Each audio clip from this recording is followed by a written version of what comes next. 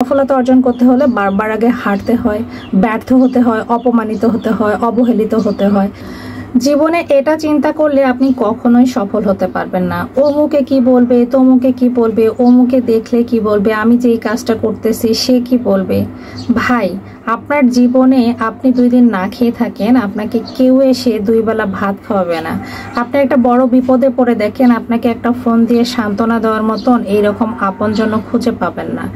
এই জন্যে জীবনে কি করবেন, কি করলে কি হবে, কি করলে ভালো হবে না খারাপ হবে, সে ডিসাইড আপনি করবেন। আপনার জীবন আপনাকে করতে হবে। আপনি যার আশায় বসে থাকবেন সে কিন্তু কখনোই আপনার লক্ষ্যে আপনাকে পৌঁছাবে না। এই সমাজের মানুষ আপনার ভালো চাইবে, কিন্তু তার থেকে আপনার ভালো হোক এটা কখনোই চাইবে না। এই জন্য নিজের ভালোটা নিজেই বুঝুন, নিজের সময়গুলোকে কাজে লাগান। বসে না থেকে নিজের সময়গুলো কাজে লাগান। সময় আর পরিশ্রম দুটো মিলিয়ে যদি আপনি এগিয়ে যেতে পারেন, ইনশাল্লাহ সাকসেস হবেন।